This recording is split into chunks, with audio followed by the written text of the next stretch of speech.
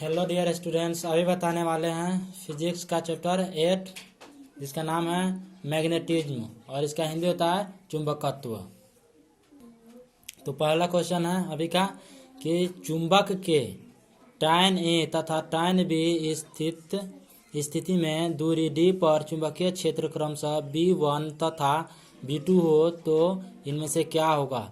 कह रहा क्वेश्चन कि चुंबक के tan A तथा tan B स्थिति में दूरी D पर चुंबकीय क्षेत्र क्रमशः B1 तथा B2 हो तो क्या होगा।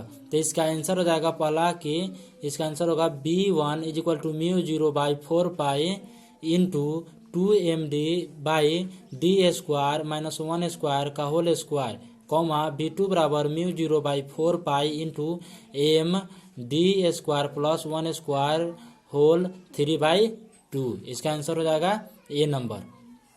अगला क्वेश्चन है कि विद्युत चुंबकीय तरंग में विद्युतीय एवं चुंबकीय क्षेत्रों के बीच कालांतर होती है। तो इसका पहला ऑप्शन है 0, दूसरा है π/2, तीसरा है पाई, चौथा है कुछ भी नहीं। तो इसका 2 नंबर आंसर हो जाएगा कि π/2। अब तीसरा है एक लौह चुंबकीय पदार्थ की चुंबकशीलता म्यू है तो इनमें से क्या होगा। तो हो जाएगा म्यू > 1। अगला क्वेश्चन है कि चुंबकशीलता की विमा क्या होती है।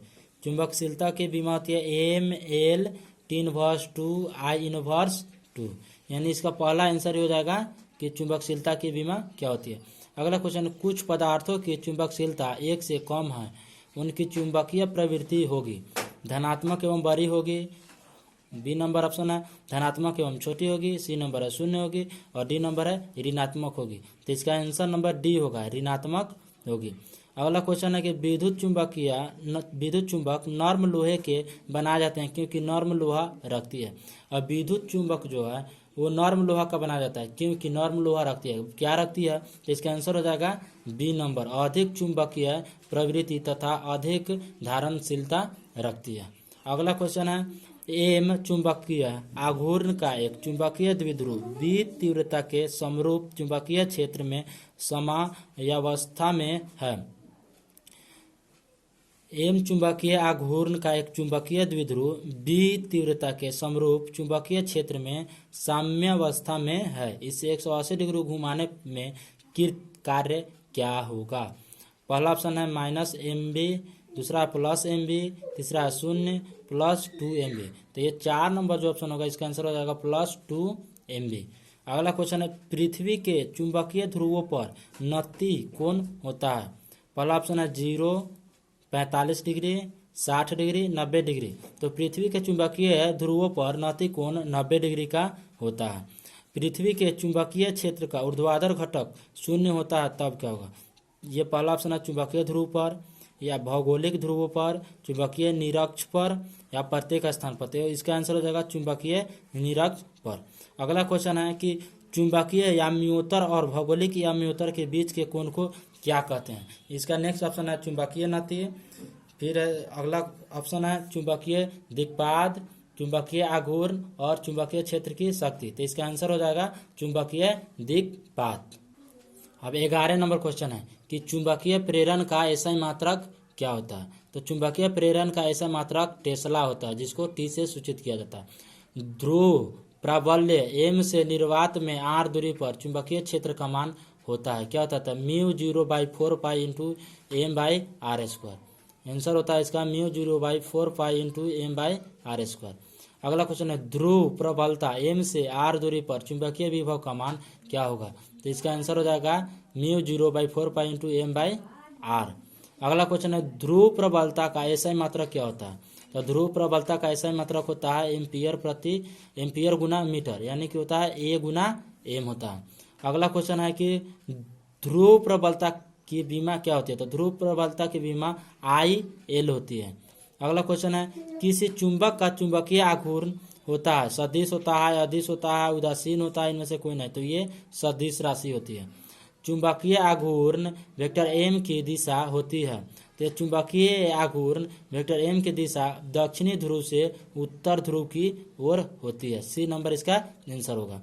अगला क्वेश्चन है चुंबकीय आघूर्ण का मात्रक होता है। तो चुंबकीय आघूर्ण का ऐसा ही मात्रक होता है जूल बटा टेस्ला, यानी इसका आंसर हो जाएगा जूल बाय टेस्ला।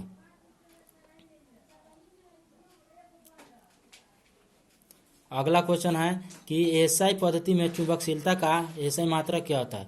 तो एसआई पद्धति में चुंबकशीलता का एसआई मात्रक होता है हेनरी प्रति मीटर होता है। अगला क्वेश्चन है यदि किसी छड़ चुंबक के दो भागों में विभक्त कर दिया जाए तो किसका मान अपरिवर्तित रहता है। तो ध्रुव प्रबलता का जो मान होता है वो अपरिवर्तित रहता है। किसका मान अपरिवर्तित रहता है, तो ये ध्रुव प्रबलता का जो मान होता है वो अपरिवर्तित रहता है। अगला क्वेश्चन है 21 नंबर, किसी एकल ध्रुव से r दूरी पर चुंबकीय प्रेरण का मान व्युत्क्रमानुपाती होता है। किसके व्युत्क्रमानुपाती होता है, तो आर स्क्वायर के व्युत्क्रमानुपाती होता है। अगला क्वेश्चन है कि एम ध्रुव प्रबलता वाले चुंबक को 4 भागों में इस प्रकार बांटा जाता है कि इसकी लंबाई और चौड़ाई पहले चुंबक की आधी हो जाती है, तब प्रत्येक भाग की चुंबकीय प्रबलता क्या होगी। इसका आंसर हो जाएगा m/2। अगला क्वेश्चन है यदि दो ध्रुवों की ध्रुवीय प्रबलता और उनके बीच की दूरी दुगुनी कर दी जाए तब ध्रुवों के बीच लगा बल क्या होता है। तो ये अपरिवर्तित रहता है। चुंबकीय क्षेत्र में किसी परीक्षण ध्रुव m0 पर लगा चुंबकीय बल वेक्टर F हो तब चुंबकीय प्रेरण वेक्टर B बराबर होगा। तो यह जगह वेक्टर B/m0। अगला क्वेश्चन है किसी चुंबक को लंबाई के लंबवत 2 बराबर भागों में बांटने पर चुंबक का चुंबकीय आघूर्ण क्या हो जाता है। तो किसी चुंबक को जब लंबाई के लंबवत बराबर 2 भागों में बांटते हैं तो ये क्या हो जाता है, वो चुंबकीय आघूर्ण आधा हो जाती है।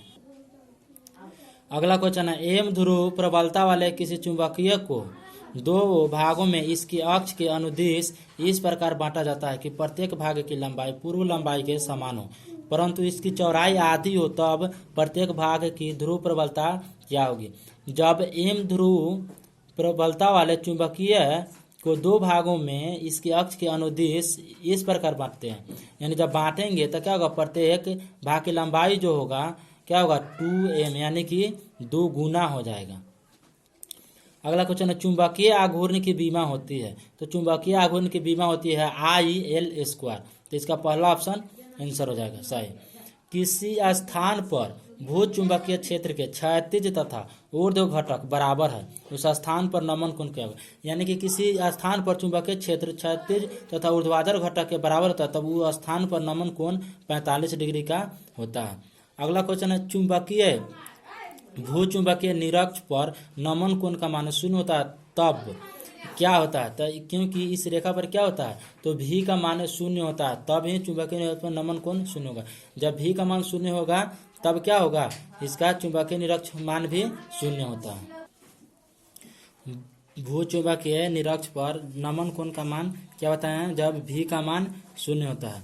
तो जब भी का मान क्या होता है, 0 होता है, 0 होता है, यानी भी का मान 0 होगा। कब, जब इसका नमन कोण का मान 0 होता है, तब क्या होगा, भी का मान भी 0 हो जाता है। तो इस पार्ट में इतना ही बता रहे हैं, इसका नेक्स्ट पार्ट में अगला क्वेश्चन बताएंगे।